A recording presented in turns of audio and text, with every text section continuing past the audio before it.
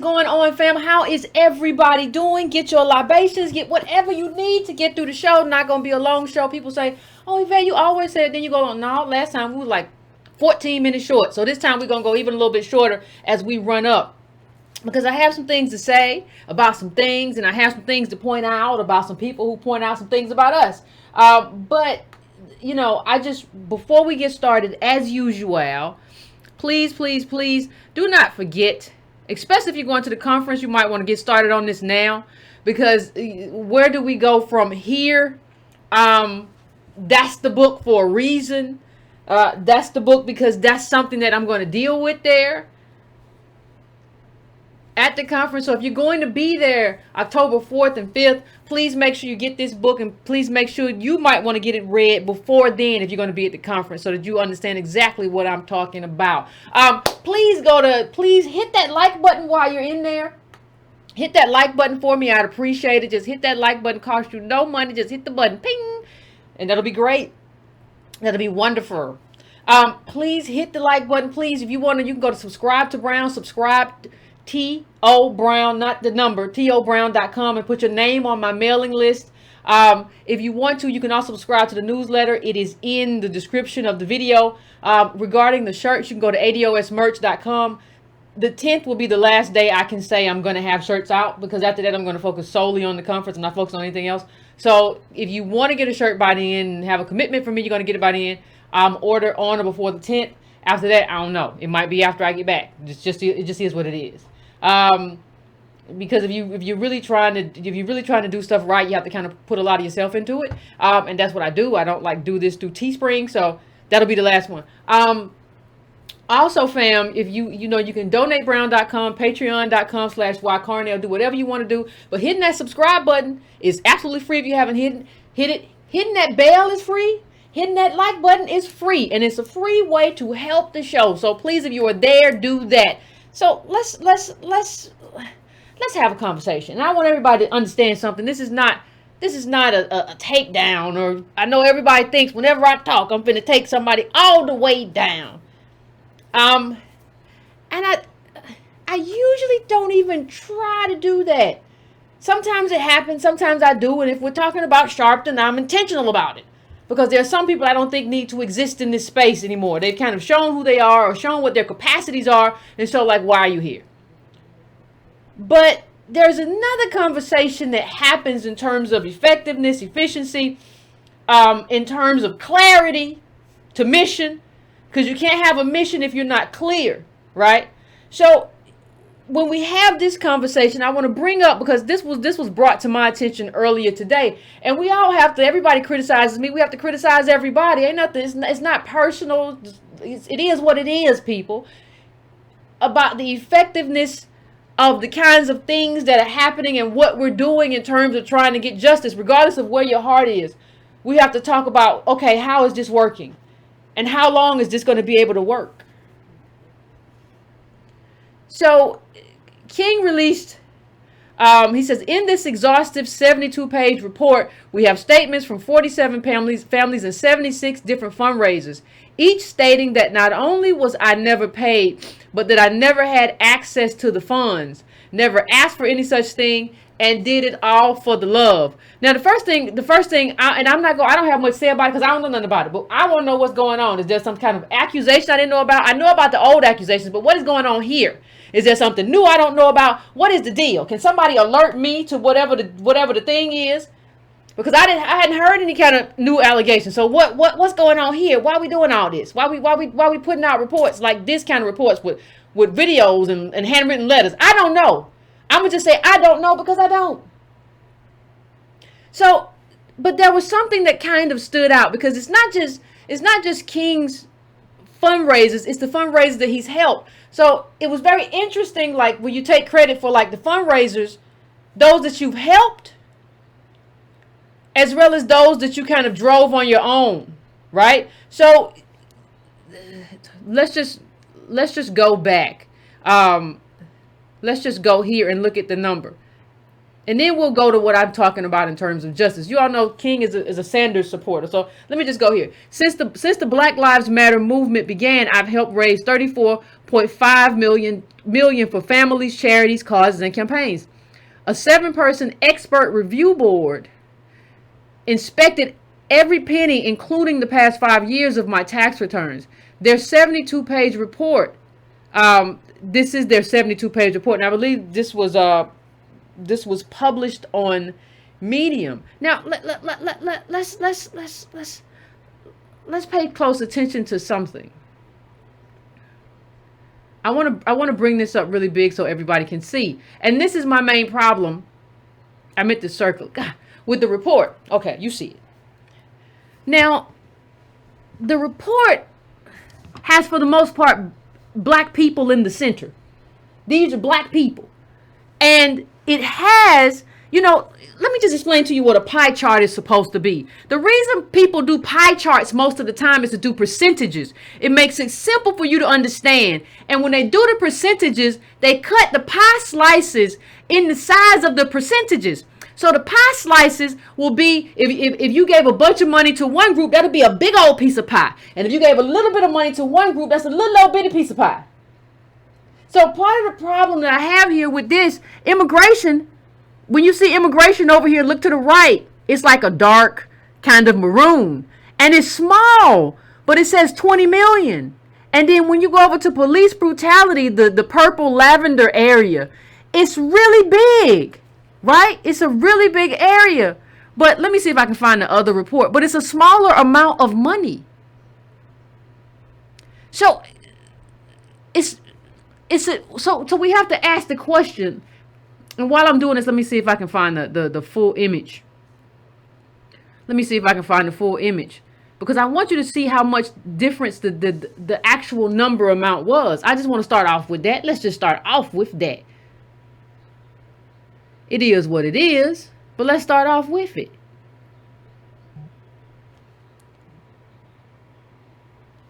Let's start off with it. Hold on 1 second, fam. Hold on 1 second, but pay close attention. See, that little small area is supposed to it's supposed to show that immigration received less money than the purple area, but it doesn't. And that's the whole point of a pie chart. That's the whole reason why you do a pie chart. There's no other reason to do a pie chart than to do that. You're supposed to be able to take a quick glance at a pie chart and see like who got what money. So the pie chart is off.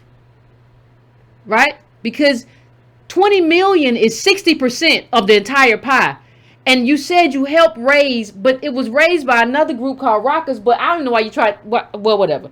So, and I'm going to put the other image up in a minute.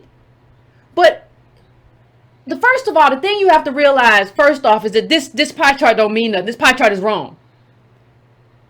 The second thing that you have to realize is that based on the chart and based on you taking credit for it, if I were you, I wouldn't have even taken credit for that 20 mil, even though you helped, because it was led, by a law firm or whatever that does stuff for immigrants in Texas. They're based in Texas. Right? They're based in Texas. So I don't even know why. Let me bring up the actual chart. I don't even know why. I don't even know why you take credit for that. It don't make a whole lot of sense to me, but what do I know? So let me bring up the actual chart so you can see the difference and see how it defeats the whole purpose of doing the pie chart. So I'm going to bring it up. Okay, here we go. Bring it up. I'll bring it here. Bring it here. All right. Now you see. Now look at this maroon to the right that says 20 million. Look at this down to the bottom. That's like what, 2 million? Police brutality? But isn't that why we started this whole thing? So in terms of your fundraising, what you're telling me is that you raised more funds for immigration, 20 million versus 2 million? Is that what I'm hearing in terms of what you've raised?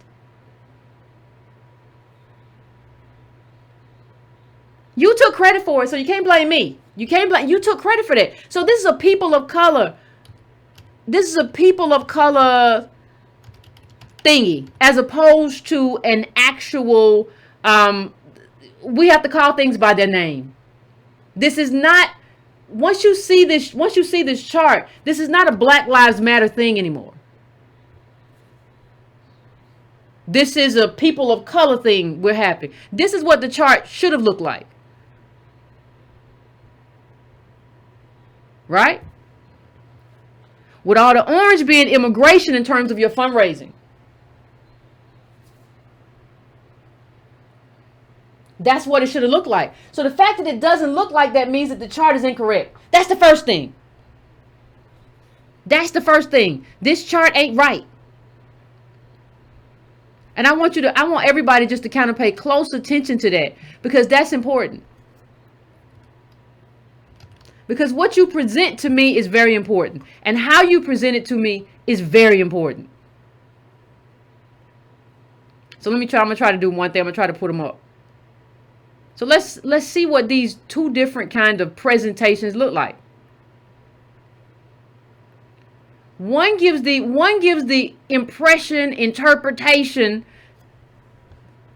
that the one on the left is the correct one. Gives you the interpretation that you've raised most of your money for immigration. The one on the right, it has a small sliver for immigration, but it's wrong.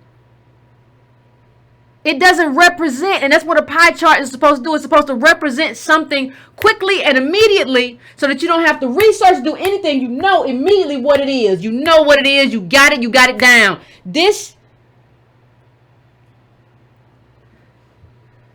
is it. You see that dark orange? That's immigration. That light orange onto the side. No, that dark orange is almost red. That's immigration in that chart. That real dark orange, almost red. That's everything. That's over 60%. But you don't see that from this chart. And you see a lot of black faces. Now, here's the thing. I'm not saying, I want you to understand something.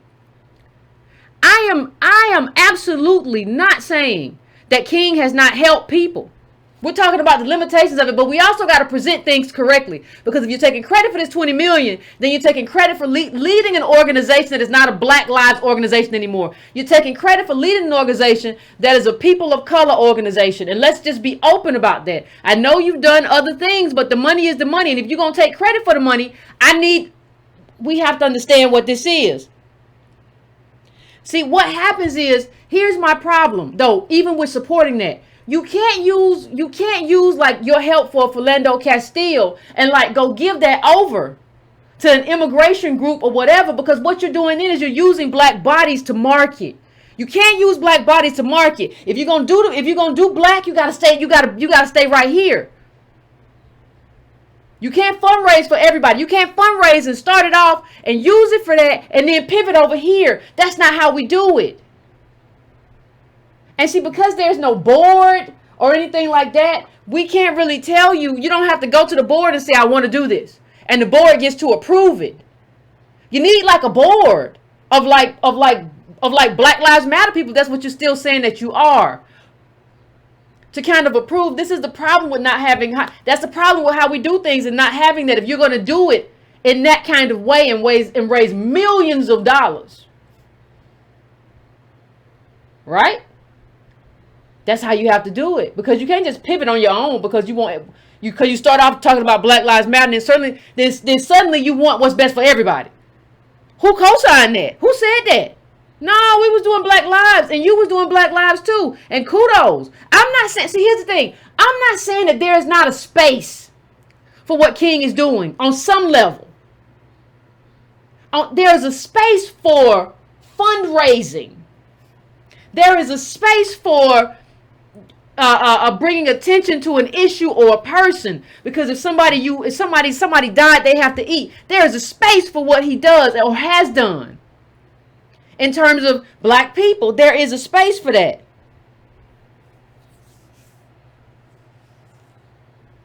But there are limitations to that space.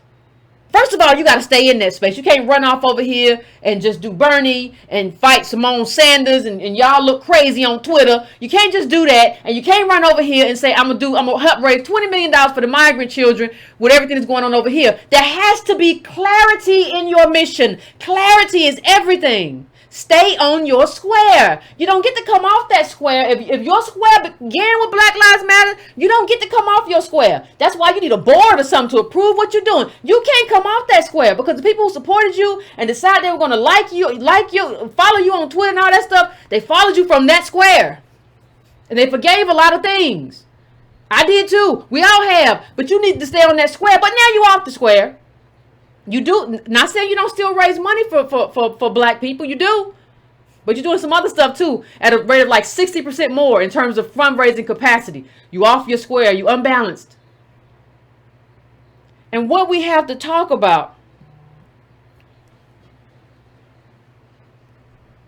is like, this is not going to be easy. See, it's easier now to raise money for immigration because that's what the media cares about. It's not easy. Back then, Black Lives Matter was the thing. That's what everybody was talking about. So now you pivoting. We can't pivot with the wind, no. If you in it, you got to be in it. If you with it, you got to be with it.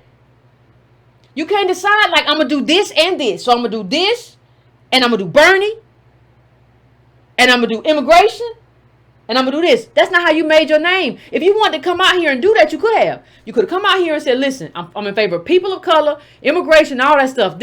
You could have done it. You can't pivot. See, we let people pivot into areas. It's not their areas. It's not your original area. It's like a philosophy PhD or professor deciding, I want to pivot. I'm going to teach English now. You don't have no English PhD. No, this is what you do. Keep doing what you do. Stay on your square. We sided with you for this square right here. Not the Bernie square. And let me talk to you about why. Let me talk to you about why, because this is not an attack on anybody. I want to talk to you about why. See, you know, you cannot GoFundMe your way to justice, right? Because what King says is he's raised money for all these people. Kudos. Salute. The problem is that's not an avenue to justice for ADOS. It's not an avenue. That's a problem. This is not going to work. What you're doing doesn't work. It's not systemic change. See what you're doing? And I'm not saying it doesn't have to be done on some level, but what you're doing is putting out fires and the whole forest is on fire. So yes, if you save one person by putting out a fire, by all means do it. But that is not enough for what has to happen at this juncture. That is not enough. And you've been doing this for years. See, the thing is, people love to tell me, oh, Yvette, I can't believe you running around talking about reparations. That ain't going to work. Do you think GoFunding your way to justice is going to work? It's not. Police going to keep killing us because we are bottom caste. And we're going to keep running around raising money. And that's going to go on for years, just as it has with him. He said that was for the past 5 years. How long are we going to do this? Are y'all going to let me know how long we just going to raise money for people after somebody they love got shot down in the street? How long are we going to do this? How long are we going to, like, Shaun King could be doing this 20 years down. I raised some more money for somebody. Yes. But how long is this going to work? How long is this feasible? How long do we not look at this and say, listen, we have to change the structure of this country. We have to do something that's radical. We have to have transformative justice. And we got to all be on that same code. How long before we get on that code? Because this ain't going to work. You can talk all day about, well, we ain't going to never get reparation. Well, this stuff you doing ain't going to work either. Raising 18,000 here, 200,000 here, and 100,000 here, and $45 here. That ain't going to work. And the person is still lost, whoever they lost. It's not like you brought them back. That's not going to work. This fundraising model for justice does not work. You can't fundraise your way out of here.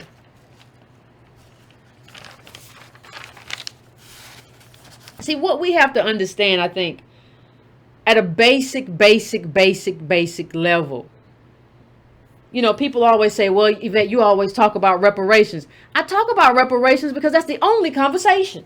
There is no other conversation to be had. And I've never ever said to anybody that a check is the only thing that matters, but a check absolutely matters, because that's the only way you close the lineage wealth gap is with a lot of checks, not one check, not two checks, with a lot of checks and a lot of opportunity to ownership and everything else, and knowledge, because we didn't have the knowledge passed down to us because we were made into a bottom caste. There's a lot of stuff missing. Lineage therapy, knowledge, all that stuff is missing because of what has been done to us. So I will be the first person to tell you that I think reparations is a multi-generational project, just like the Holocaust is for the Jewish community. It's multi-generational. I would hate for the government. I would protest. They said we're going to cut one check. Because I know what you want me to do. If there's no way to move money, listen, if there's no way to move the money, you know what happens? The same thing rappers do. If there's no way to move that money in terms of actually doing something with the money, people just buy stuff. And it's not because they're just awful or irresponsible. There's no way to move that money to ownership. So they try to make themselves happy. Some of them are better at than others. They may buy a KFC or something like that, depending on how much money they have. But that takes a lot of money. So they can't effectively move it to ownership. They just spend it and give it back to the people who just gave it to them. So they give it back to America and to the capitalists of America, who just and give it all away. That's why you have to have avenues to do something else with the money in terms of ownership and other things. And you have to have social capital where the people around you have money too. And speaking of social capital, if you think I'm playing games, if you got the newsletters, or if you were going to get it, I was going to put in this newsletter, but there was something else in the last newsletter about jobs. And we'll get to that about jobs in a minute. But let me just say this. What happens, or what has happened to us is cataclysmic. It is absolutely cataclysmic. And if you're not talking about reparations in terms of how to fix it, then you're not talking about anything that makes sense. This article says white Americans' hold on wealth is old, deep, and nearly unshakable. You'll be telling the truth if you take out that nearly. You will be telling the truth. It's not nearly, it's unshakable. And there is no GoFundMe that will fix it. White families quickly recuperated financial losses after the Civil War and then created a Jim Crow credit system to bring more white families into money. Now let's just go into a few of these, just a few, not many. Because a lot of y'all are telling me that Byron Allen Civil Rights Act of 1866 and it's not that big of a deal. Nah. This is what was supposed to happen. And this is what that law is supposed to mean. But now we've been locked out. Despite the progress black families have made in civic and economic life since the passage of the Civil Rights Act of 1964, they face systemic and cumulative barriers on the road to wealth building due to discrimination, poverty, and a shortage of social connections, reads the report, as both mechanisms and results of racial economic inequality. Let's go on to the next one.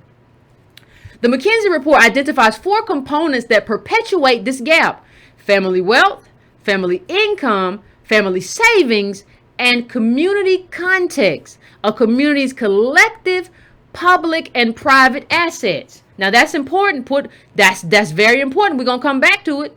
Put a pin. Now see, this just goes to what it would mean to America. By closing the racial wealth gap, the US GDP would be 4 to 6% higher by 2028. So this country don't even care if it hurt itself.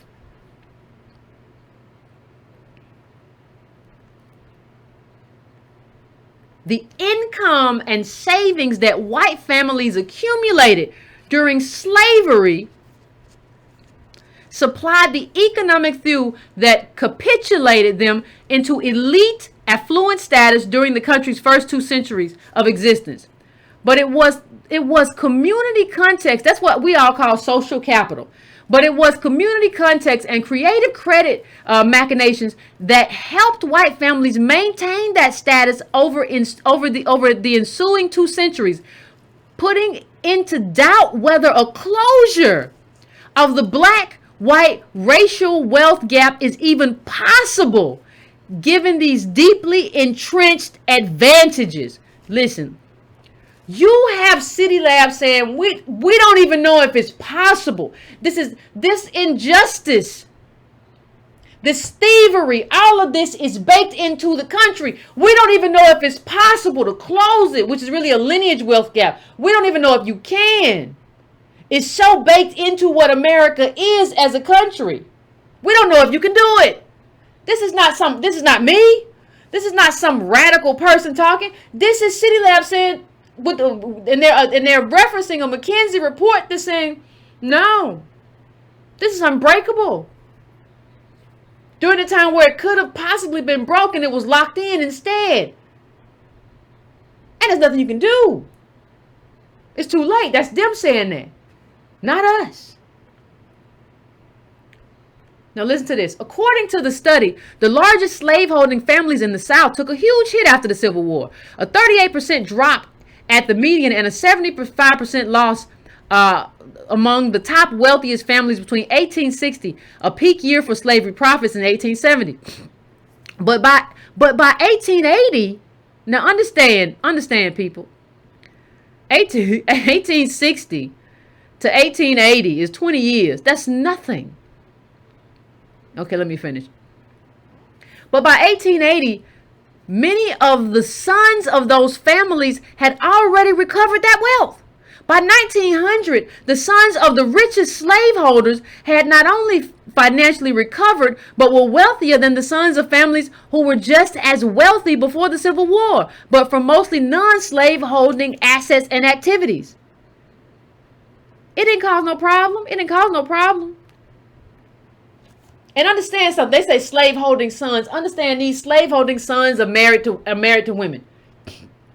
They're married to white women. So the money is in the family. The money's not in the gender. That's how they try to confuse us. No, the money's not in the gender. The money's in the family. And in that family is a wife. In that family is a mother. In that family is a daughter. In that family is a sister. In that family is an auntie. In that family is a female cousin. And they're all part of that same social web, that white web of wealth. And they built it back up right after slavery. We can't build it after 400 years, but they built it right after slavery. Well, what does that mean? Well, let's talk about it.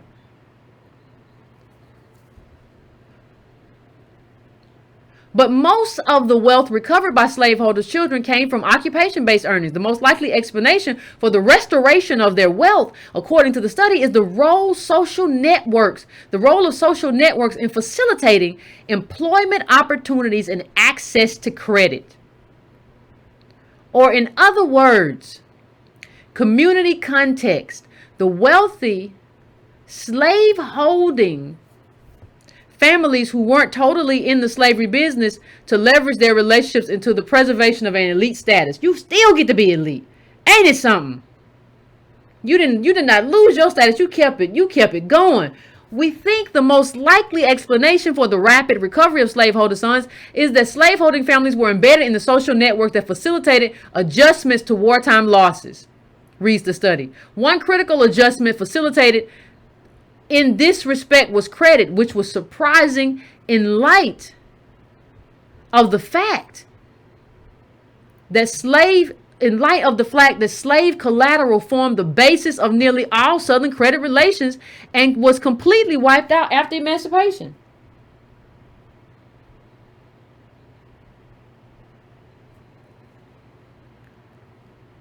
Listen, we can't get credit today. They lost the thing that gave them credit. Right?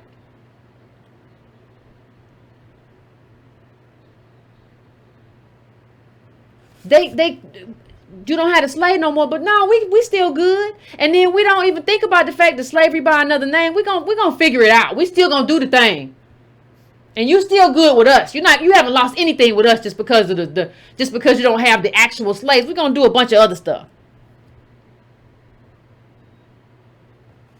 We're gonna do it. See what I've always said to you is that there has been a re-enslavement every generation.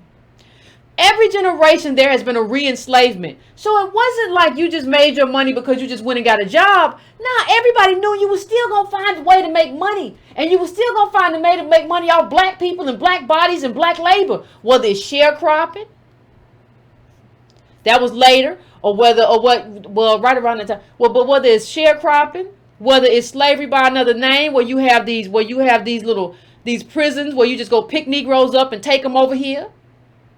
You pick them up and take them over here and you make them your slave in a different kind of way. We know you're going to find a way to make your money off these black bodies. So don't worry about this whole emancipation thing, which means emancipation didn't happen. See, if you can find a way to enslave us again, what that tells you is that we were never free. If you can put us on a sharecropper farm and work us and still make the money, and that's what they knew. When City Lab talks about occupations, no, what you don't understand, City Lab, is that everybody knew, listen, we're gonna figure this out. We're gonna make money off these Negroes, and they ain't gonna get nothing. And remember, Andrew Johnson gave all the stuff back to the Confederates or whatever. We fine. Don't worry about it. We're gonna do some convict leasing over here. We're going to do a little convict leasing over here, a little sharecropping over here. And and let me tell you what we're going to do. If the blacks decide they want to build something and make a business, we're going to just steal it. We're going to just steal that. We're going to just steal that thing. We're going to steal it. And this is going to be ours. If we see a black man or a black woman with a mule and we want it, we're just going to take it. If they don't want to give it up, then we're just going to get them bullets up. What kind of freedom is that? See, what City Lab doesn't understand is that we were still enslaved. It just wasn't by the name of slavery. It wasn't chattel. It was a different kind. But time somebody can come on your land and just take whatever you got, that's still slavery. And that's why they still benefited, because they could still plunder us. Nobody on a sharecropper farm got paid their worth or their value of what they did. And when they tried to, how many of you remember what I put up on the screen a while ago when the sharecroppers tried to fight the power? Remember that? And they tried to protest. They got put on the street. The sharecroppers got put on the street by the owners of the properties or whatever. You remember? If you remember that, do you remember how skinny the sharecroppers were? They were doing all the work. You remember how skinny they were? This is just slavery by another name.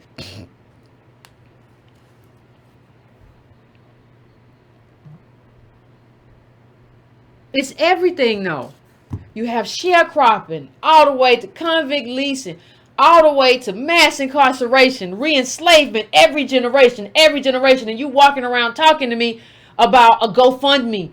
You need to be talking about reparations. And if you do it, you need to be talking to Bernie about it too. Don't nothing else work. If you're writing about race in America, you should be writing about reparations. I don't want to hear no more stories. I don't want to hear no more, this is what happens.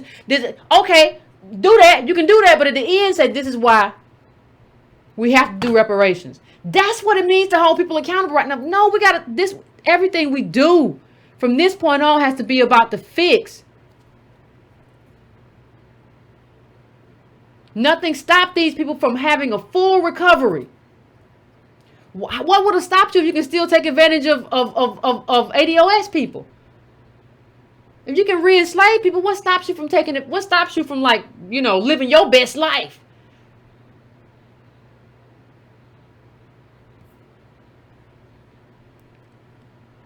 Even it says, look at this. By 1940, even the grandsons of former slaveholders were doing better than similarly situated slaveholding families. Come on, people. And it didn't stop. See, the thing is, the advantage never stopped. Jim Crow credit. By the 1940s, were also the period when white families were able to further enhance their wealth prospects through new credit and finance instruments created as part of the New Deal. At this point, white families and farm owners were taking advantage of loans created by what was then called the Fair Housing Administration and the Farm Security Administration to leverage their way into wealth. Whereas before the Civil War, mortgages and credits were collateralized on the backs of enslaved Africans as properties. By 1940, white families could obtain mortgages and credit collateralized by land, houses, and farms, and they didn't have to come from wealthy families or be wealthy themselves to obtain this. Now, while all of that's going on, and this is a quote. This is a quote from the Black Land Loss article from the Atlantic. While most of the black land loss appears on its face to have been through legal mechanisms, the tax sale, the partition sale, or the foreclosure, it mainly stemmed from illegal pressures, including discrimination in the federal and state programs, swindles by lawyers and speculators, unlawful denials of private loans, and even outright acts of violence or intimidation. Discriminatory loan servicing and loan denial by white-controlled Farmers Home Association and Agricultural Stabilization and Conservation Service. Listen, forced black farmers into foreclosure, after which their property could be purchased by wealthy landowners, almost all of whom are white. Isn't this just like the chicken story, though? Isn't this, remember, you hear what he just said? Now they talking now about when that happened. This is the same thing as the chicken story, where they forced remember the poultry farmers I told y'all about the other week? They forced the poultry farmers off the land. They gave them dead chickens and said, "Why you didn't? What a chicken? What you supposed to raise the chickens up? You sent me a bunch of dead chickens, you cutthroat. What's wrong with you?"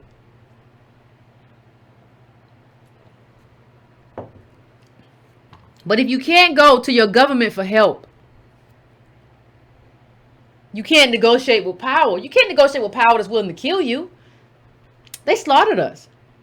How do you negotiate with that? If they say, if you don't get off this land, we're going to kill you, how do you negotiate with that? How did the poultry farmer be able? He went to Obama and said, listen, this is or Eric Holder, they had a hearing. This is what's happening. Nobody did anything. You can't exist in a country where the government doesn't treat you like a citizen and doesn't give you the rights of citizenship. And you can't make that up later. Especially if you still don't have those rights. There's no GoFundMe to fix none of this. Y'all got to stop playing with me with this stuff. All this stuff, we're going to write about this. We're going to write about 1619. We're going to do a GoFundMe. None of that stuff work. It may work for the individual to just have a life. You may have an American life, but it doesn't work for your group. And you can get honest about it if you want to. You can get mad at me. And I don't really care if you get mad at me. I don't care what you think or how you feel. This don't work. The only thing that works is reparations. So you can say, well, Yvette, why you talk about reparations? Because it's the only thing that works. And even that has to be multi-generational. It can't be no one-time thing. It's the only thing that works. What else am I going to talk about? What else would you expect I talk about? And even then, like when they weren't just giving loans for home. The FHA loans created suburban life. That life was enhanced by consumer loans that allowed the new middle class to purchase luxuries like cars, appliances, and apparel. The consumer credit market for whites shifted from the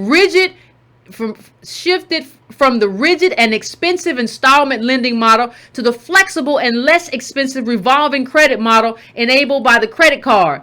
All while this was happening, we were in the ghetto, or we were in ramshackle houses with these predatory people who would take our houses back because we were redlined, and they would take our houses back because we couldn't pay, or the house, whatever we get, and then we had to jump up and a bunch of people be in a different house, a bunch of people in the same house or whatever, which tears down the little ramshackle house that we got from these little contract people. All the while, white people are building wealth over here in their little communities. You cannot fix that with a GoFundMe. You cannot fix that by raising money. That is not fixed. You have a legacy, a lineage of theft and plunder that is fixed with reparations and nothing else. And over a long term, reparations should be America's project. And if you're not talking to me about America making this her project over generations, then I don't know what you're talking to me about. You're talking to me about a lot of stuff that don't matter, especially don't matter like you think it should matter. And so when do we get access? Well, people love to give you access when it's already gone. Like people love to give you a bag of French fries when ain't no fries left. African Americans were redlined out of access to these lines of credit as well. In fact, black consumers were not given a fair chance to participate in this credit market until legislation was passed in 1974. That's a year before I was born. 1974. Come on, man. The Equal Credit Opportunity Act, which required banks to approve credit based on the credit score system we use today. And even the credit score system is messed up because now they basing it off everything from where you live to these old scamming people. White families meanwhile had 40 years of unmitigated access to credit to build up wealth through homes and to purchase luxuries on top of that. The major sources lending available to African Americans in redline communities were predatory. Still today, not worse, still are today. Title loans and madness.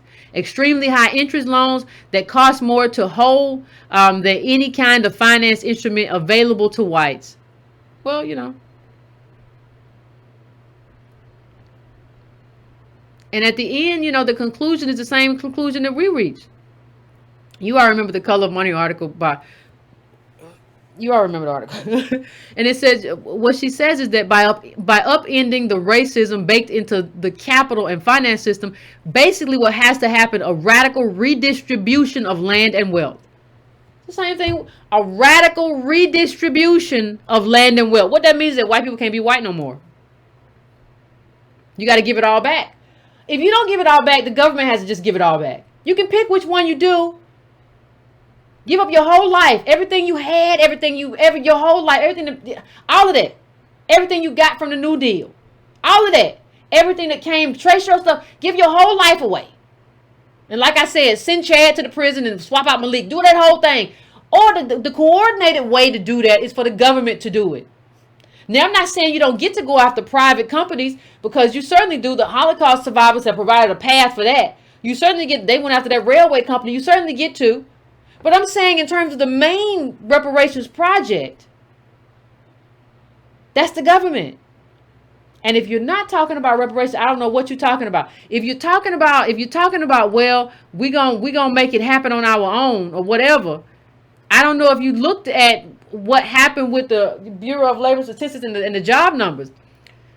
It says employment projections to 2028 today. 6 of the top 10 occupations with the most projected job growth currently have median annual wages less than $27,000. So yeah, we got jobs, but these aren't good. These aren't high-paying jobs. These aren't American jobs. This is the future of work unless things change. These workers need unions. Yeah, they need unions, but we need something different. We need reparations. You can have unions too. I'm in favor of unions. I always have been. See, what we have now, I've said this, but I believe America is breaking down into factions and different castes. We're becoming a caste country. And in that caste country, we're always the bottom caste. So if these are the jobs that are being created, the jobs that are being created are to service the rich and those who service the rich. So let's say I service the rich as an accountant, and I make 180, and I go get my nails done. There's a job for you as a manicurist. Well, you might not be able to do that because they got that on lock. There's something else to do. But it's not high paying. And you're just there to service the rich. All of the money has been locked up and locked in. Everybody's living on inheritance now. Ain't nobody living off labor. There is no more living off labor, or you're going to get a good job. You're going to get a good job to get a good house. No, we're not living off labor no more. Unless you're on the top tier and you can service the rich. But that's maybe top 20. We're nearly all in the bottom 50. See, I'm not talking about service the rich in terms of how the jobs that are being created right now, what she was talking about, that's these jobs. That's food preparation, cashiers, retail salesperson. They got one thing that requires a degree, a nurse. Cooks, restaurant, heavy tractor truck driver, stock clerks to fill orders, bookkeeping. That's two that degree. Construction laborers. They only first line supervisors. Most of these stuff don't require degrees. And see, that's how we got lied to. We got lied to, and they told us, well, you go to college and you get a degree, and the degree is going to take care of it, because what the problem is in this country is that there's a skills deficit. That's the problem. The problem is we just need more skills. And if you go to college and you get a degree, you'll have skills. Now, nobody control the cost of college for us, so we wouldn't go in debt. For those who did go, I went. The majority of ADOS didn't. That's at like less than 20% when you include black immigrants. But for those who did go, you got told that there's a skills deficit. Now you told, no, the jobs that's being created ain't even for people with skills. It's for people, most of it, the overwhelming number. Look at what she says about the chart we just saw. And here are the top 25 occupations overall in 2028. 17 of them require no education beyond high school. This underscores that skills education cannot solve inequality. A huge share of jobs in our labor market, even in 2028, won't require higher education. We need unions to make those jobs good jobs. That's right. I need that, but I need my reparations first, because you owe me something. Everybody owe me a debt. They owe it. They owe us. I don't know what to tell everybody, but it just is what it is. It just is what it is, and there's no coming out of that. There's nothing else to do with that. I don't know what everybody's thinking you're going to do with that. When you get locked out, you just locked out. When a country's growing and developing and doing stuff and passing bills, that's when you're supposed to lock yourself in. And every time we try to lock ourselves in, they turn the screw. Move the carrot around, play a lot of games with us, and now we're locked out. The only way you compensate for that is reparations. There is no other way to go around it. There is no GoFundMe. You're not going to enter the hearts and minds of people by writing an article about disparities. You have to say, when you say that, we're for reparations. There is no journalist, activist, anybody in the space of black politics who I consider serious, who is not talking about reparations. If you're not talking about reparations, you're not talking. And I'm not talking about a word here or a word there. I remember Roland Martin said something about that one time when he was talking about Obama. I said, you didn't criticize Obama. He said, I did. I wrote an Essence article. I said, you might as well have wrote it in crayons on your bedroom wall. Nobody does advocacy by saying it one time. Don't try to give yourself cover. No, consistently. Advocacy is a drumbeat. I've said that 1,000 times. So, fam, I'm trying to keep it a little bit short. So we're going to go to break, fam, for about 4-5 minutes. Come back and I'll set the phones up and we're going to have the conversation. So I want to know what y'all think. Just let me know.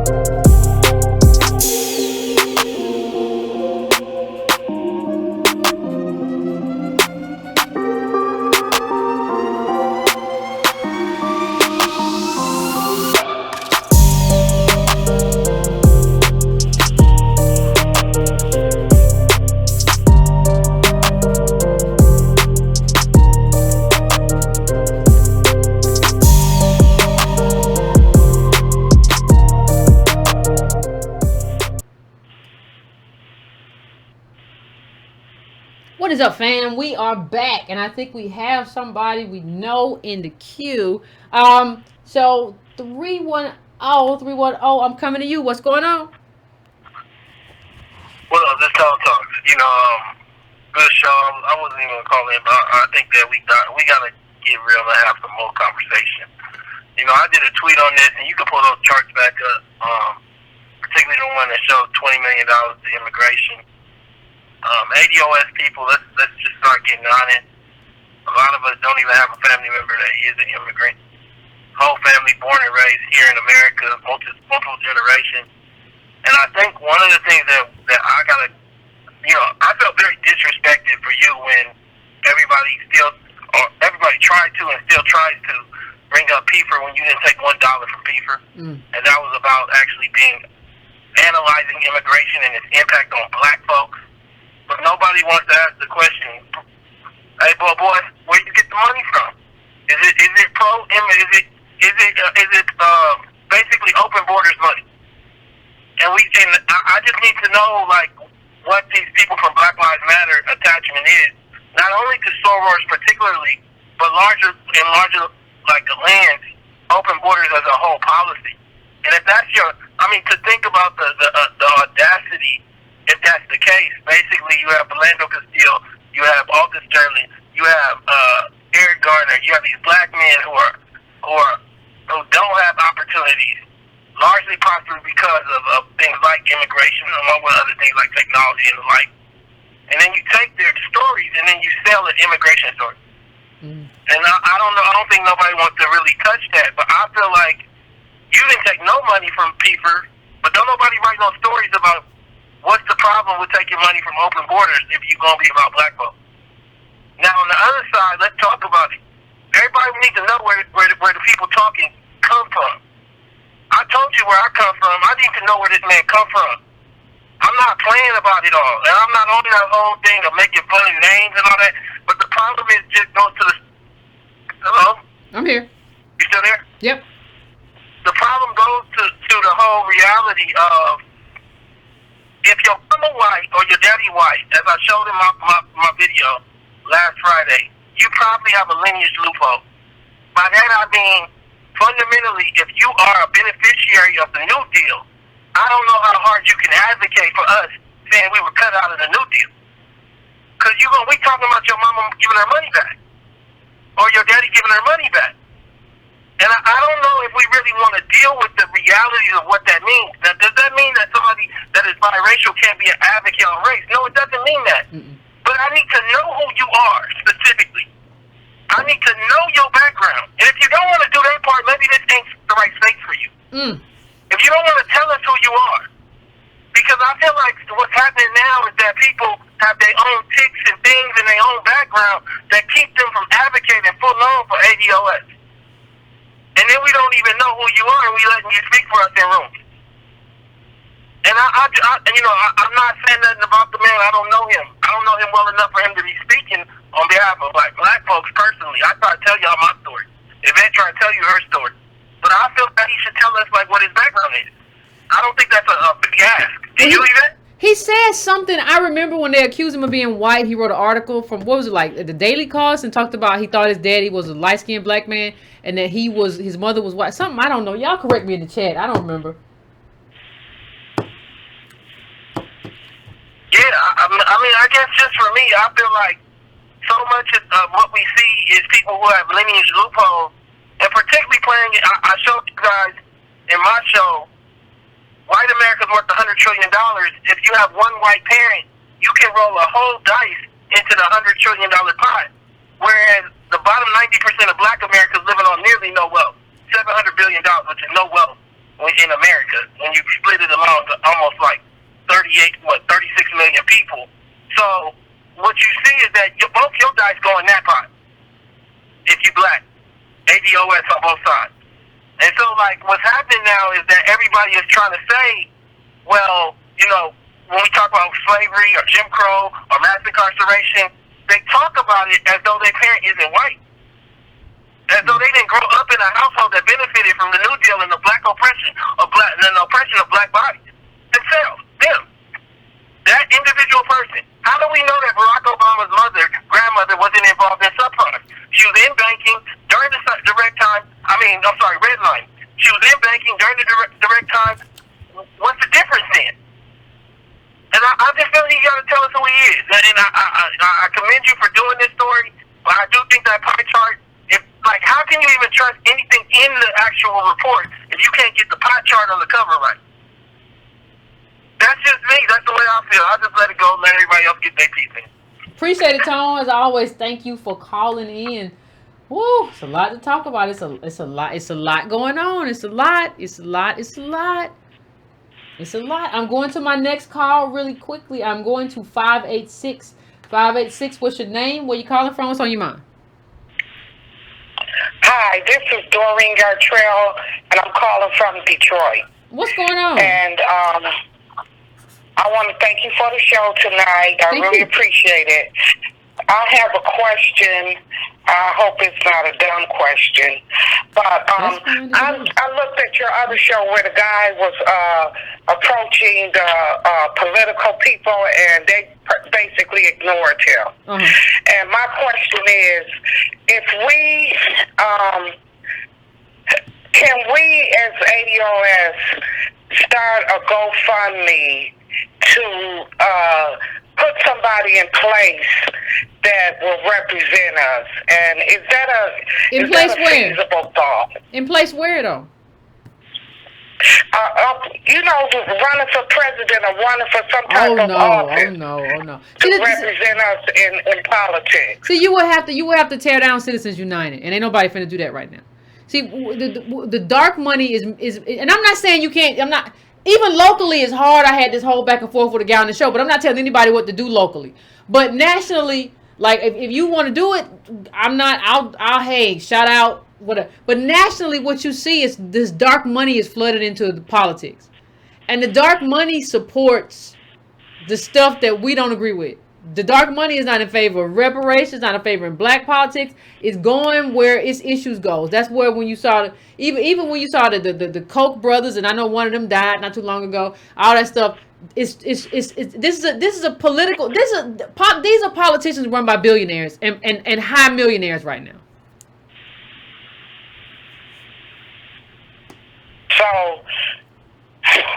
So if everybody ignoring us, what's our national recourse? What a national recourse is, honestly, listen, we can't talk about a national recourse when Tone and I are both at 60,000 subscribers. Like, that's not, and even with that, like, listen, even with that, we have made reparations part of the conversation. But what that tells you when you look at that number is there are not enough ADOS people doing work.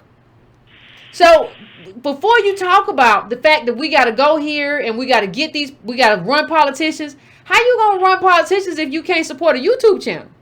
Like I'm talking about as in mass, as a big group of people. Like we're 14% of the population. We can't even like get behind like reparations as a group, or get behind like, well, these two YouTubers are doing this and we're going to kind of support them and what they do. If you can't do that, if you can't get us, and I'm not even talking about money or donations right now. I'm talking about hitting that subscribe button. If you can hit the subscribe button and walk away for a while. If you can't do that, I don't know what you can do. That's the first step. That's the first step. It's listening and learning. Yeah, and showing up. Like everybody in the chat tonight shows up. When it's time to have a conversation, a lot of these people show up on Twitter, show up in real life, but they can't be the only ones, they and me and you, we can't be the only ones to show up. Other people got to show up. And what I'm seeing with a lot of ADOS people, they want to do other stuff and have generic and general conversations and not really deal about race until it hits them personally. So you don't want to talk about race till your son get locked up and you want to come about, Yvette, though he was racist. Okay, but I tried to talk to you about race collectively a while ago. You don't want to talk about it. So if you don't want to talk about it collectively, I don't want to talk about it individually. I wish you the best of luck, though. Godspeed. God bless. Thank you. No problem, fam. I appreciate the call. Okay. Bye-bye. Yeah. I mean, it's honestly when you think about this group and a lot of Antonio and our subscribers probably overlap because we work so closely together. But it's amazing what we've been able to get done. Like, it doesn't make any sense that we both have like 60,000 subs apiece. It makes no sense when you consider how beneficial what we're doing is for the collective. If you can't get the subs up, I don't even know. Like, that's always a marker to me. Like, okay, what does the growth look like? Yeah, it's not it. And if we can't do that, step by step by step, if we can't do that, then that's a problem. Right now, I am going to 513. 513, what's your name? Where you calling from? What's on your mind? My name is Greg, and I'm calling from Cincinnati. What's going on, Greg? What's on your mind? Oh, nothing much. I want to give a shout out to you and Tone, because you all got me to open my eyes to a lot of things. By trade, I work in the financial services industry. Okay. Specifically around equity compensation plans. Okay. And I have a special seat where I get to see how wealth is moving in this country. It's really weird because I get to see how the top executive management and a lot of these public companies are moving money, and I thought that, financial education, literacy will be my salvation. But I'm one chocolate chip amongst a whole lot of white people around me every day, and it's just I don't know. You all kind of keep me sane every day because I get to see the in vivo transfers every day. I get to ship money all around the world to all these countries, that the multinational corporations where all of our jobs are gone. I get to, the numbers, I fill out paperwork to report these trades to the SEC. And the numbers are so large, I have to copy and paste because I don't want to fat finger any sort of transactions. And I see commissions paid to my employer that are worth more than 2-3 months worth of salary that I make at work. And so when I see people, they want to talk about, oh, we got to start business, we got to, do business amongst each other. It's like black business is ants to these financial giants. And the only way I could see that we could ever get to a place to where we can be Americans is reparations. And you all got me to see that. So I really want to thank you and Tone. Well, I thank you. I want to thank you, fam. But I don't. What you said. One thing you said is really important. I don't think people realize how heavily capitalized white business is, and I don't even need to say white, just business. How heavily capitalized it is, especially not only it was capitalized before. Then you got the Trump tax cuts. When you see that, I think what you're probably seeing is how heavily capitalized these businesses are. And when you see that, when you see how much capital they get and how much capital on hand, you look at that and you say, no, it's not gonna work. They have the capital, they have all of it though. So, yeah, and go ahead. And it's just money is just moving, and I have to look at the executive leaderships of every publicly traded company, the board of directors. There's no black people there. There's no ownership class where we're calling any shots out here. Yeah. So it's got to be reparations. There's no other way. And if you do own something, you end up like Byron Allen, right? You own something, you own your own. Byron Allen owns his stuff 100%, right? They can just shut you out. No, but yeah, you own your little company or whatever. You're a billionaire, but guess what? We own the network you want it on, and we say nah. So even if you own something, it's like they own the other. So you can't just what people miss, fam, is that you can't just own something in America no more. They're all kind of, that's what Lonzo Ball and his shoes or whatever his name is, LeVar, whoever, I don't know. I don't remember these L names. Whatever their names was, what happened is they were thinking we could just do shoes. That's what we always think. Well, we can just do potato wedges and corn. Negro. But he said that, but we don't realize they've already perfected everything that goes with it. Nothing's ever just a shoe. It's the manufacturing. It's the distribution. It's where you're going to get the shoes in on the shelf, where you're going to put them at, who's already there. And the big boys come in and be like, nah, we're not doing that. That's not how we're doing it. We don't even want you here. Go somewhere. And then you still locked out. Yep. And I have reached my 10-year anniversary at my job. And then I just got to looking around like, I've only made about $10,000 more a year since I started. Mm-hmm. All my advancements through my jobs have really just been lateral moves. It's not up. And so I started to say, I'll start a business. So I started a little website and I sell some things through drop shipping. But yeah, I don't get much support doing that either. Yeah. And it's like I spend so much time at work.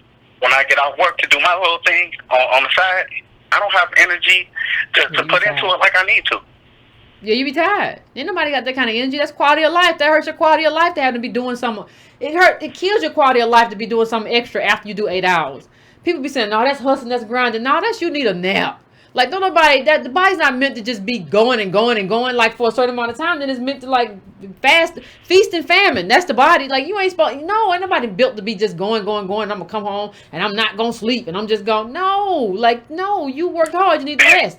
And like America shouldn't be putting us in a position where we got to do that, where we got to do this and do that. You ever think about that? The people who talk about we got to hustle. America shouldn't put us in a position where I got to do this and do that. I'm going to do this. And they made us like it. We call that, rap told us that's hustling.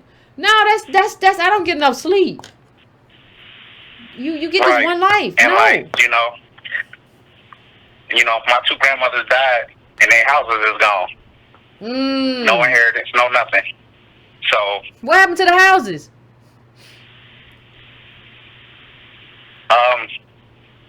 It's a mystery. I believe one my grandmother on my mother's side wound up getting some sort of mortgage or something, a second mortgage to repair it in her old age after she was retired. And then on my dad's side, we estranged. So don't know what happened, but I ride by the house and it's gone. So it's just, we always just starting over every generation. Every generation.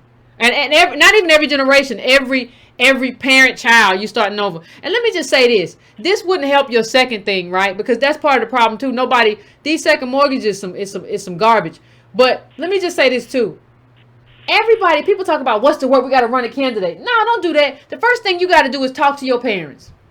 If your parents got a house, talk to them. I want to know, did you fix up this house? If not, why not? It's gonna be hard to resell. If I resell it, if I'm somewhere else, why you didn't do that? Because that's the work of being a homeowner. You got to tell me. Don't tell me what I didn't do. Let's talk about what you did or didn't do. If you couldn't do it because you didn't have no money or whatever, we got to talk about that too. Because that's politics. You should have been doing politics because you don't have enough. But the second thing is this: everybody got to start talking to their parents about what is on this house.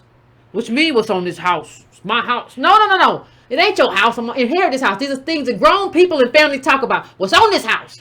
Is there some kind of second mortgage on this house? Did you take out a not only just a second mortgage like you talked about, did you take out a reverse mortgage or whatever that's called? What did you do on this house? Are there debts that are going to come for this house? Or you got liens or whatever? What you got on this house? And then who gets this house? I want to see the will. Don't tell me. I don't like to talk about this. Everybody die. Shut up. Where does house go to after you gone? Now, if you're gonna split it between me and my and Lulu who in jail and Lil Mike, then I don't know what to tell you. I can't be here because it's not enough. This little house ain't gonna be enough. And why you splitting it? Why you doing it like that? I mean, we don't like to have the necessary conversations, even for the little bit of stuff we have. Before you talk to me about actually running presidential candidates, can you control your house? Can you have a conversation in your house about how stuff gets passed down? Because stuff we need to get passed down seamlessly. Can we talk about what repairs need to be done to your house that haven't been done? Right? Can we talk about all of that? We need to talk about all of that and what that's going to look like for me. Because right now, as an older person, your job is to think about me.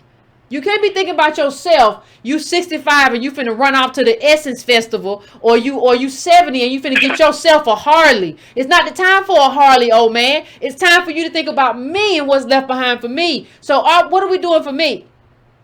Why I always wanted a 1972. If you don't get somewhere and sit down, you ain't got no money.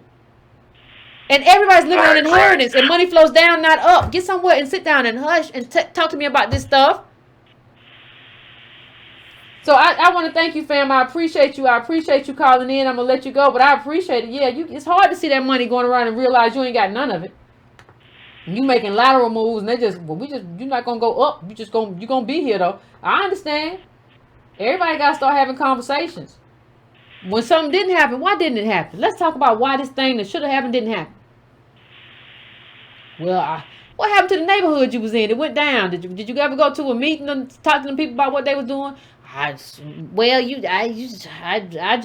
tired. You didn't do nothing politics, no politics. You got had it. Like, there are a lot of conversations that need to be had intra-family before people start talking about what you're going to do outside.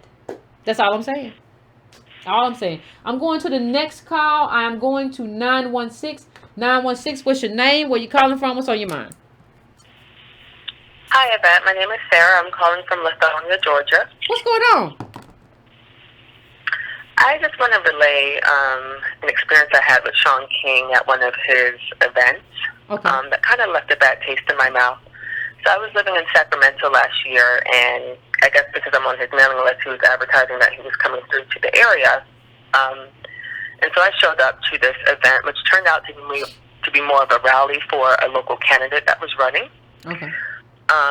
And as you're more than aware of, Sacramento is extremely poor and marginalized with the African American population there. Yeah. And this candidate who was running, I can't be specific. I think it was a DA, but I don't want to misspeak. But basically, before he got up to speak and do his speech or whatever, Shaun King really pumped him up and talked about, how terrible and unjust the policies are in Sacramento, how many African Americans are over-criminalized, et cetera, et cetera, et cetera. And this is also coming on the heels of Stephon Clark, mind you.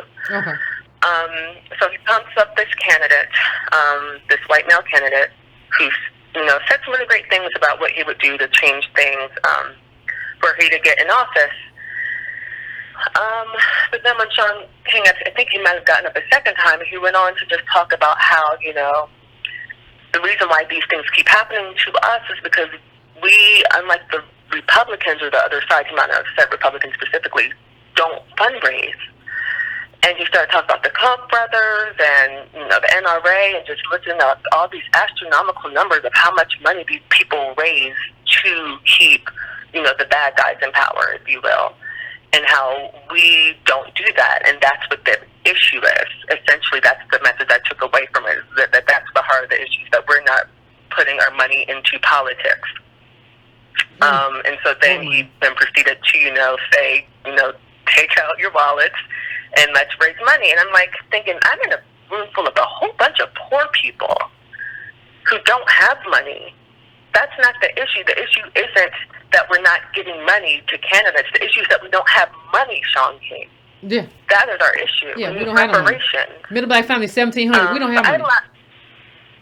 I'm sorry? I said middle black family, 1,700. We don't have money. What are you talking about? Exactly. And I was so furious.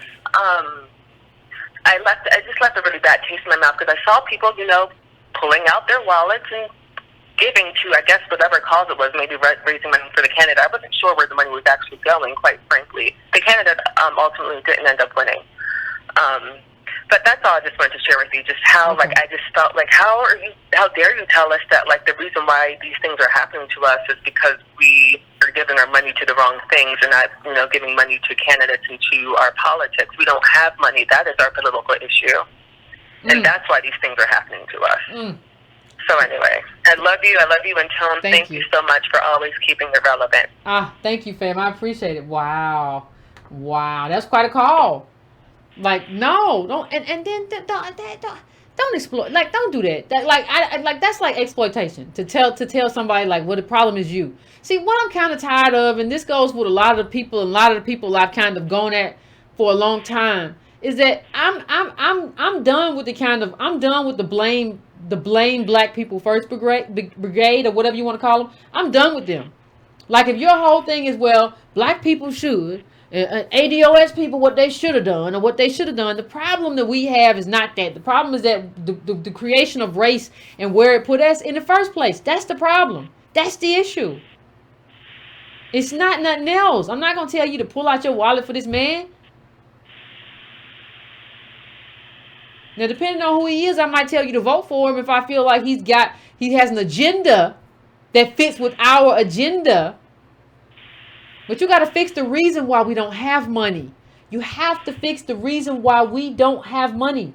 That has to happen. So I'm going to my next caller, going to 205. 205. What's your name? Where you calling from? What's on your mind? Yes, my name is Joshua Matthews. I'm from Tuscaloosa, Alabama. What's going on, Josh? I just, nothing much, just up here working his wheel, riding, you know. But I wanted to touch on something. You made a groundbreaking point, and your last caller kind of touched on it too. But when you were saying exactly, you said, if you're not talking about reparations, I don't want to hear your stories. If you're talking about racism in America, you should be talking about reparations. If not, I don't want to hear your stories. And consistency leads to wins. You know, I think which you should. I'm not saying you should, but I'm saying I think that all of us should kind of, you know, magnify that point you made by itself, because that is key. If you look at a lot of people across the country of the United States, a lot of people make their hustle off of talking about racism.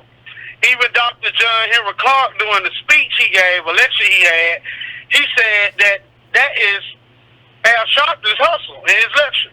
He says he calls out the fire, but he never wants to put the fire out. He's just good at calling out the fire. Yeah. And the thing is, it's like I see Ricky Smiley do it. I see Shaun King, and yes, I have been consistently on Shaun King for the last few years. Just every time he talk about something about racism, I bring up what about reparations. I be like that on Huffington Post Black Voices also. But we need to be consistent about that. And if I mean consistent, every time somebody talk about racism, if an ADOS, American Descendant of Slave, somebody who come from that lineage, is not there consistently to be like, hey, you're talking about racism, but you're not correlating it to reparations, what's the problem? You know, if we're not consistent on that, that's just a moot point, because it's you know, they're going to just run circles around us. But the second thing I'd like to say is that one of your callers a couple calls ago, you know, I don't know if we need our own politicians or whatever like that, because we can have politicians, whatever, represent our community. But we should, and I don't mean this literally, but we should have a war chest. Every real movement has a war chest. And I know that ADOS don't have money, but I'm saying, like, out of the 60,000 people that follow you, if we have serious people who are following ADOS, there should be at least 1,000 people who can give $5, $10 a week to a war chest. Where we have people, we pay for their hotel room, their travel expenses, to go through the campaigns and follow these politicians and stay on them about reparations. You mean like fund our guy last week who was this week, fund him like to go out and do that, so he wouldn't be on his own dime. It's like that we're talking about. Yeah, I hear you on that. That makes sense. And then if we do that, we can probably have more than just him. It'll be a few of him, a lot of him, everywhere they go. And not like just I him. said, $1, $5, $10 a week. But you know the thing is, you know the thing about it, fam. That, like, you don't even need to travel. Like, he be going a lot of places, right? Like, but a lot of the places he be going is in his state. Like, the thing is, like, you don't even need, like, a big budget, really. If somebody's going to be in your state and you really want to hear what they got to say about reparations, we had it with somebody else. We had a couple of other people challenge people on reparations. What we just need is more people and more people who are willing to like show up. Like, because these candidates have been in all the states, right? They've been in all the states. Like, we just need an ADOS person willing to show up in where they at. Somebody's close to everybody. Indeed, Like, there's indeed. somebody close to everybody who comes to whatever. Unless you're in like a almost lily white state or whatever, there's somebody there. Now, if you're in a lily white state, we can fly somebody out. But most of the time, there's a Negro there. Like, just go. But to make sure that we have a consistent drumbeat of people like that, we need, like I said, if we could just finance, if it ain't nothing but a few people or however, you know, there could be somebody consistently. That's their job. They get paid and they need to produce results. That way we know they're going to be there. And I'm just throwing that out there. But I appreciate it. I'm going to make my last point. I'm going to make my last point if I can, and I'm going to make it quick. My last point is that I just end it right there. Somebody else needs to call. You have a good day, Yvette. You too, fam. I appreciate you. Well, I appreciate this call. Any way to get a consistent drumbeat needs to be considered. So any way to have a consistent message is something that needs to be considered. But you know, we don't have even enough people. We don't have enough people who like. We have people who show up, but it's like we got 2,000 or whatever in the box now. That we don't have like people. A lot of people are not serious, and I think we think everybody's serious because we're serious. It's too many people out here that's just not serious. And they think it's gonna be all right if you elect Biden or Bernie. It's just like you don't understand what this race is walking off a cliff based on lineage. You just don't get it. So I'm going right now to 903. 903. What's your name? Where you calling from? What's on your mind? This is Patricia. I'm calling from Texas, and I'm very serious. I'm serious like you're serious. Even though I don't have a YouTube show, you know, they found out I was serious and they started inviting me to the black radio station. So I'm on there once a month on a Sunday. Very good. Trying to get people, you know, in gear. This brings tears to my eyes to see the work that you are doing. And I just lost my best friend of 29 years, and I don't mean to death. I mean, she embarrassed me when I was trying to talk to someone about reparations, and I told her she would regret that. I turned around, I walked off on July the 5th, and I have not talked to her since. I blocked her on my phone. You don't do that. We are at war. This is serious. You don't go around saying what we're not going to get. I don't want to hear what we're not going to get. If we don't fight for it, we won't get anything. And you know what I don't understand, fam, and I'm sorry that happened to you.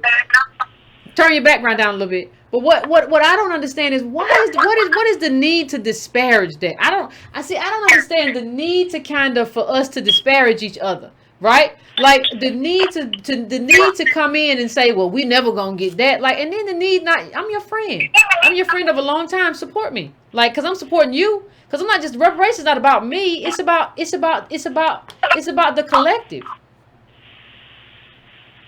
Oh yeah, I'm not even gonna discuss with you. I'll call you back at a later date once I get more information on what is going to happen to what I have been doing.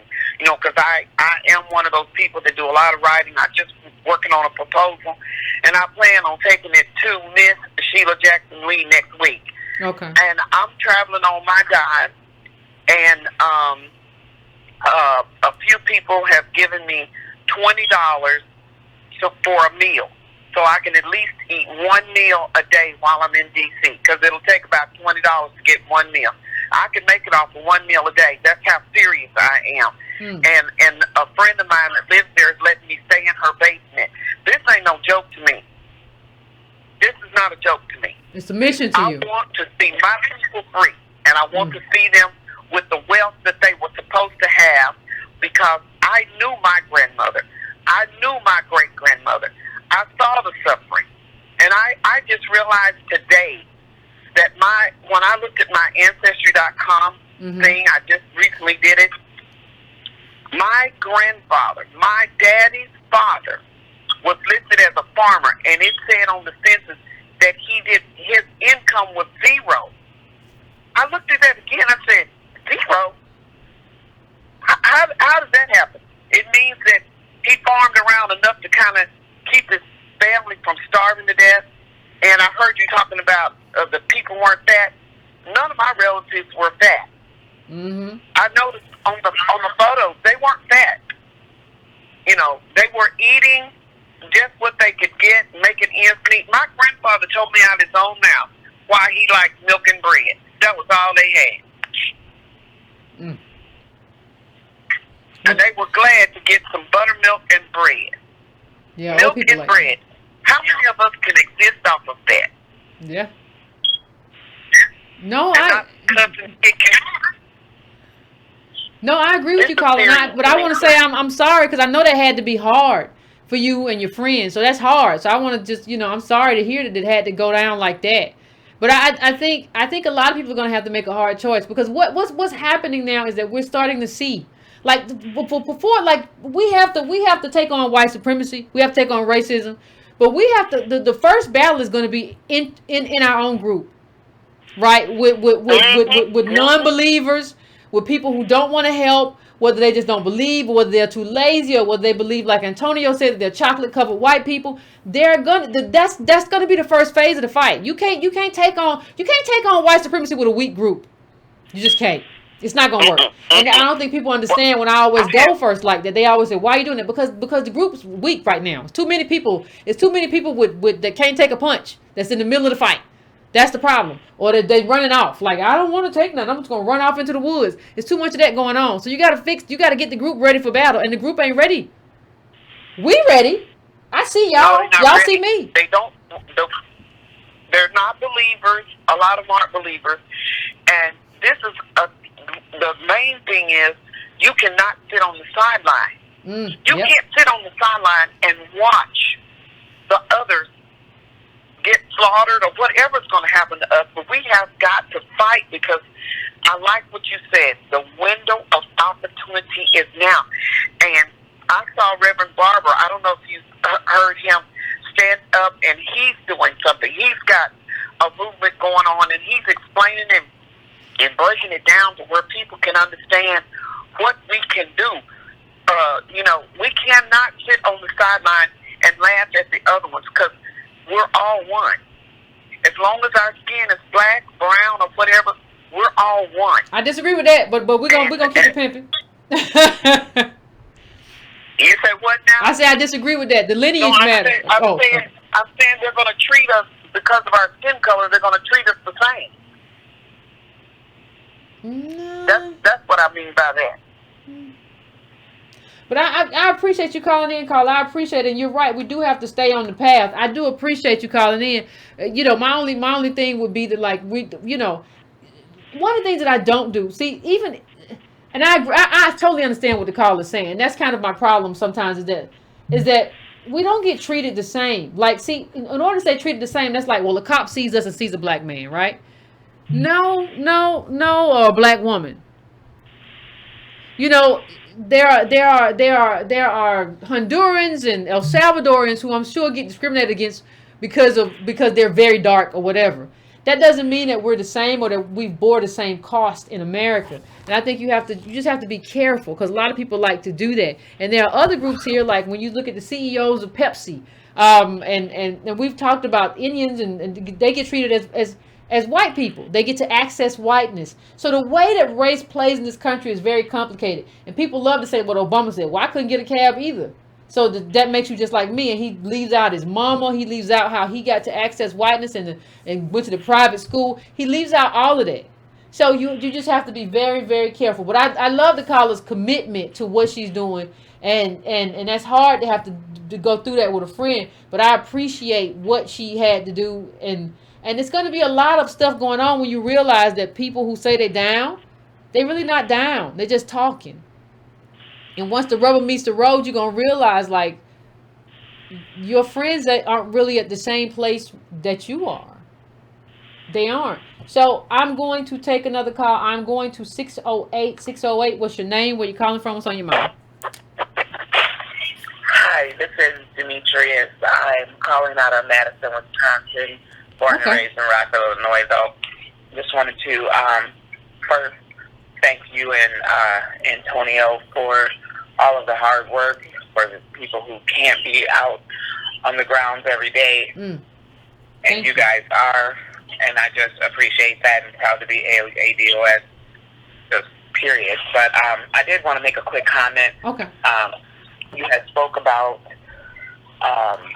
talking to your elders about those important conversations, not just having a living will, but knowing what's in it and helping them get one if they don't have one. You can actually print off a lot of that information online. Just type that in, just like it is in Google, and you'll find that information. But also educating our elders just on what's real, what's going on right now. It seems like a lot of them are out of place. When I watched the videos that you put up the other day of the gentleman who was interviewing the candidate, a lot of those black folks that was around these candidates were elder black women. And I'm saying, I just want to say, who is these grandmothers and aunties? Y'all need to talk to these women and let them know what's really going on and give them the information that you're putting out here. If you just need to share a video or whatever. But I don't want to take up too much time. Just wanted to say that to you guys. I just appreciate everything. Thank you. No, I appreciate it. Thank you, fam. I appreciate you calling in. Yeah. I mean, but you know, sometimes they don't want to be. I agree. We should try what we can. Absolutely. I agree. But then you have other people like, I'm old, you can't tell me nothing. So it's a lot. It's like the first fight is always in group. So I'm going to 202. What's your name? Where you calling from? What's on your mind? Hey, this is Zach. I'm from DC. Hey, what's going on? Nothing much. I'm enjoying this conversation, and I'm noticing that, at least on the online conversation, people are saying, oh no, the ADOS people have discovered Shaun King and his grift.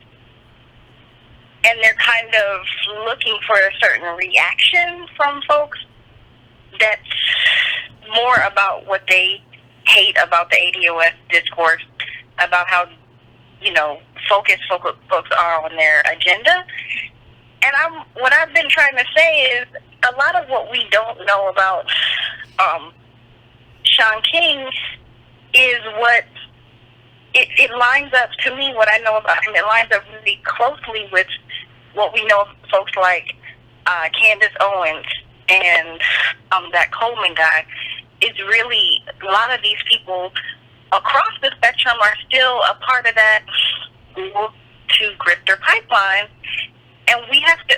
We're just seeing sort of the manifestation of those folks getting rooted out, either by their own people or by others.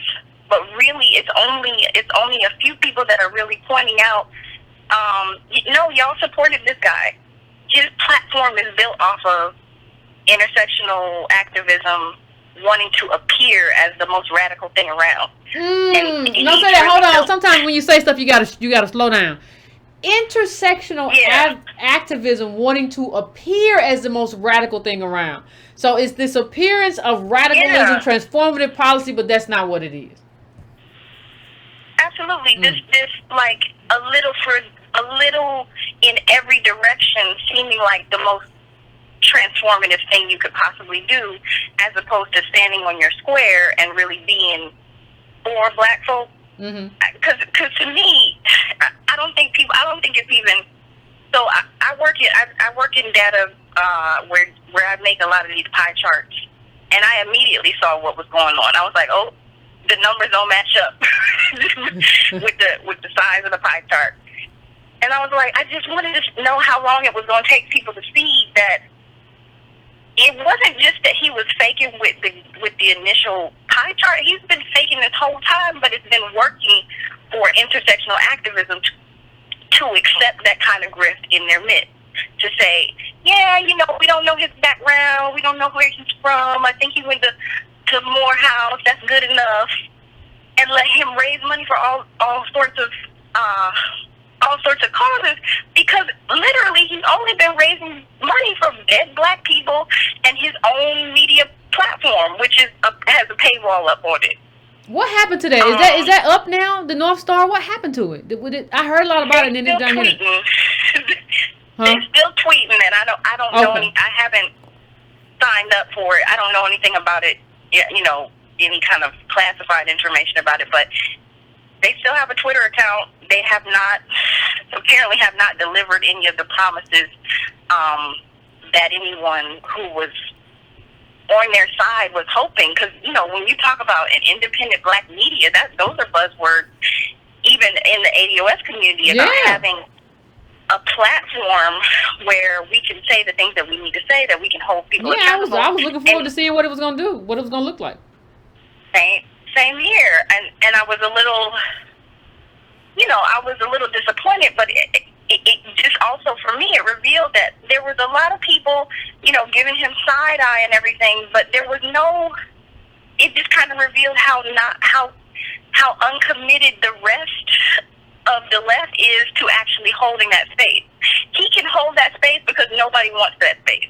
He can hold that space because Nicole Hannah-Jones is mum on reparations. He can hold that space because all of his critics don't want to really be about black people in the public sphere. They want to protect their own little career and their brand, which is that sort of middle of the road, I'm for everybody, I'm rooting for everybody black kind of thing.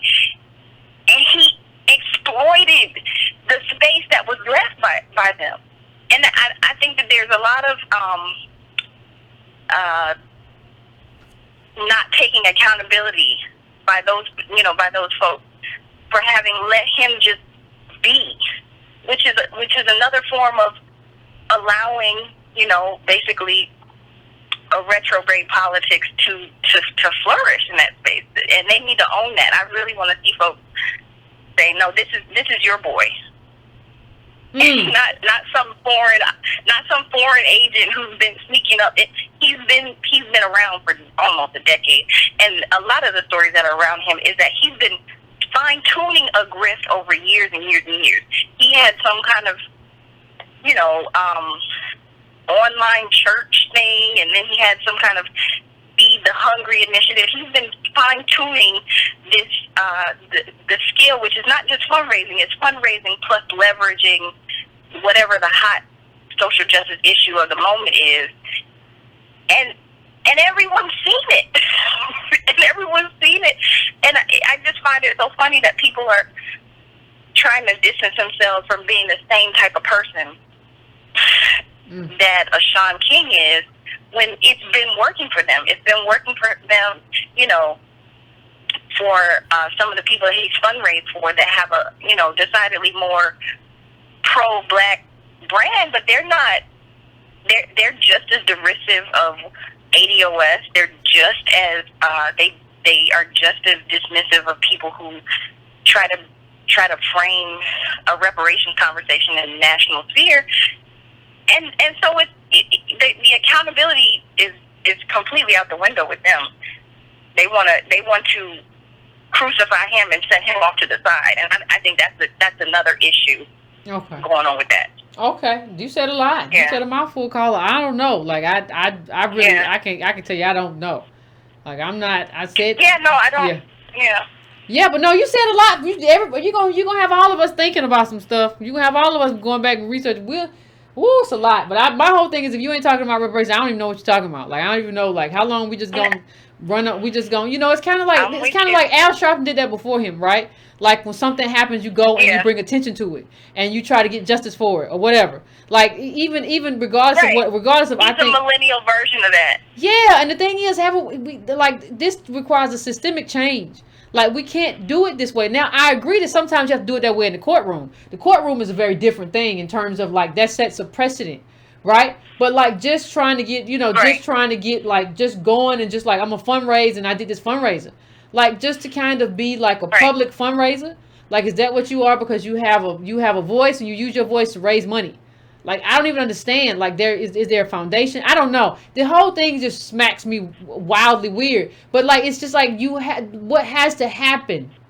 What has to happen is that we have to do transformational restorative justice. This thing where we just go one by one, it's not gonna work. And now I'm not saying I'm not saying it's not necessary for the people who have lost a person in their life. I'm not saying we don't have to have some element of that in whatever we do. I'm not saying that, but I'm saying like focusing on this, and it just keeps us going from thing to thing to thing to thing. We should have somebody who works on that arm and just like, we're going to raise attention. They need a little bit of money. They got some stuff going on. They got murdered. Somebody got shot, whatever the case may be. But other than outside of that, though, there's an outside of that says, what do we do transformationally in terms of our transformational politics? And nobody understands or wants to answer the fact that that's reparations. It just is what it is. Ain't nothing we can do about it. Yeah, well, I think that allowing fundraising to be the activism is, I think when you were talking about Bennett College, for example, that allowing fundraising to be the activism, it makes you vulnerable to this type of thing where it becomes all-consuming. It's results-based. So if you raise a couple thousand, you have pushed the movement forward in some way. And he's he's not the only one that says that that's a form of activism, that is activism, and and when I called in about the Bennett show, I said, well, sometimes, this is really hard to say. Do we have to let certain things go? Do we have to say, okay, in this case, we can't fundraise because it is too much of a distraction from our core work? Now, I'm not saying that for somebody who died or somebody who needs, immediate aid, but the aid work will become the work if you let it. You saying it's so much to do in the community that will become the work, just running around fundraising all the time. We have so many needs. You can have a fundraiser every day. We have so many needs. And you never get to the crux of the problem, which is why do you have this need? Why do you have so many needs? Like, that's the policy. That's the politics. We have so many needs. Yeah. No, I agree with you. Carl. I want to thank you for calling in. I appreciate it. I'm going to go to my last call, but I appreciate it, Carl. That was good. If you allow the fundraiser to become the work, ADOS has so many needs because we're a bottom cash. You just be doing this all the time. That's just what it'll be. I am going to my last call. I am going to 786. 786. What's your name? Where you calling from? What's on your mind? Hey, Yvette. This is Demetrius. I'm calling from Lake Mary, Florida. What's going on? Hey, how you doing? Good. So, I want to just address the Shaun King thing really quick. I used to be. You got real low. Okay, you back now. Go ahead.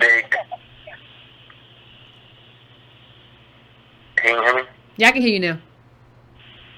Okay. No, I used to be a big supporter of Shaun King. And I used to participate in a lot of things he was doing, a lot of online advocacy, and I used to donate. I'll be honest, I used to donate monthly to his I guess fundraisers or whatever it is, his Justice PAC or whatever. So I used to give money to him every month, and I stopped. I stopped doing that.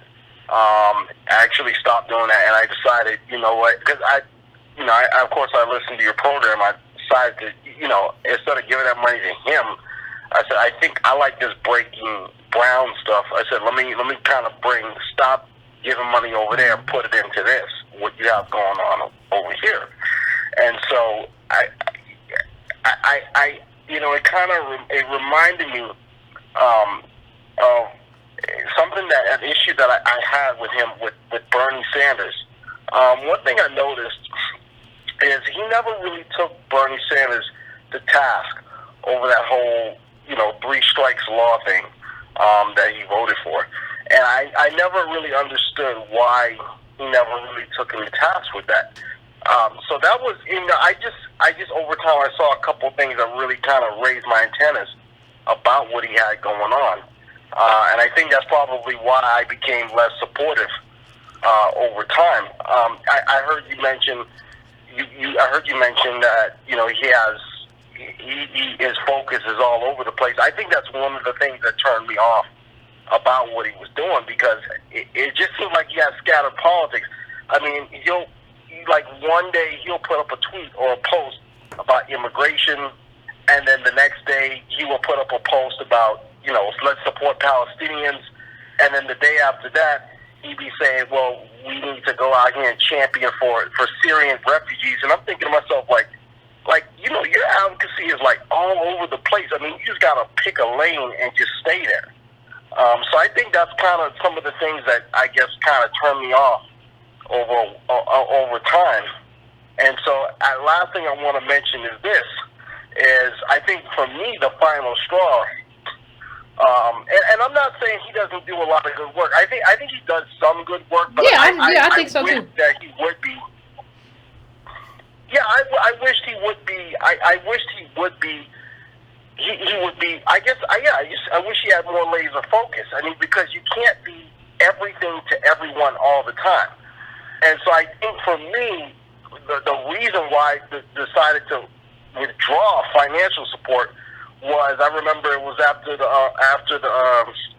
they had the reparations hearing, and I'm thinking to myself, okay, like you have, I know you support. I'm talking about Shaun King now. I'm thinking to myself, like, okay, Shaun King, I know you support a lot of different things, and you champion for a lot of causes. So I'm thinking, you'll definitely, I'm pretty sure you'll have something to say about this reparations hearing, and you'll be ready to weigh in on it and give some kind of vocal support. But when that hearing came and passed, like he didn't put up a Facebook post, he didn't put up a tweet, he made no public references to it. I mean, there was nothing from him. And so I think for me that was kind of the last straw. I mean, I'm saying you can support every other cause in the world, but we have this very important thing going on for a group of people, a constituency, who you're supposed to be a champion for them for, and you can't say a word about it. So for me, that was the final straw. I didn't even pay attention. I didn't even pay attention to that. I follow him, but I didn't even see it. I didn't see it, so I didn't even see that. But yeah, if you Syrians, the migrants at the border, all of this, gender equality is up on your page, pay equality up on your page. It's just everything. You just want a better world for the whole world, child. But you started off with Black Lives Matter. Now you everything. You just, whatever the Democratic Party wants and Bernie wants, that's what you want. Child, that's too much, honey. We got a honey. No. And let me just say this real quick in closing. I'm pretty sure most people in your chat have heard the saying, a friend to everyone is really a friend to no one. And so, I mean, I don't know. That's just my thoughts about him. So I guess the point, the whole point of the story is you can't have scattered politics. So that's it. That's all I know. Let me and thank you, caller. Thank you, caller, for calling and say that. And let me add to what you said, caller. You can't have scattered politics if you want effective politics. Scattered politics and effective politics don't go together. Them two things don't go together. If you can't have scattered politics, if you want effective politics, decide which one you want. Do you want to be effective or do you want to be scattered? Do you want to be all over the place? Will you want the best for every group in America? Or do you want to be effective? You can't have both. You either stay on your square or you just flail around all over and you get knocked down at some point. Because you all over the place. You ain't really fighting. What you doing? Where you going? Why your feet look like that? That's not a square. What you doing? So that's just what it is, fam, and there's no other way to put it. That was a perfect way to end it. Yeah, you can't have scattered politics and one effective politics. One or the other. You see all these orgs. I don't care whether it's women's rights. I don't care whether it's immigrant rights. I don't care what group or what they fighting for. I don't care whether it's small government on the right. These people stay. This is what their thing is. This is what our advocacy is. They don't be all over the place. Figure out what you want to advocate for and do it.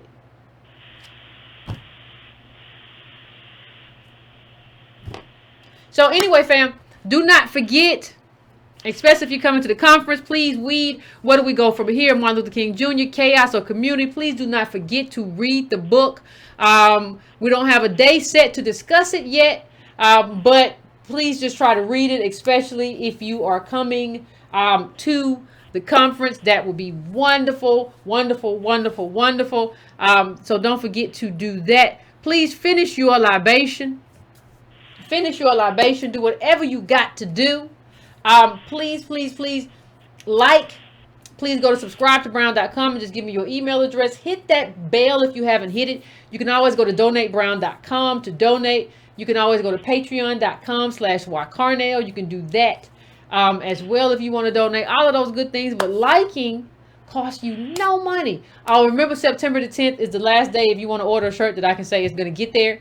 Because after that, I'm just going to be focused on the conference. So September the 10th is the last day to go to adosmerch.com. After that, it's going to be a minute. It'll be after the conference before I get back to shirts. So September the 10th is that cutoff day for me. It doesn't mean you won't get your shirt. It'll just probably be after the conference because I'm going to be laser focused on that. So fam, please enjoy yourself. Please finish your evening. If I did not get to you in the call, I apologize. Everybody, the call line is always full. I am sorry if I did not get to you, but I promise to make it like quick and short this time around. So if I didn't get to you, I do absolutely apologize. We will do that next time, fam. Until then, nice chat.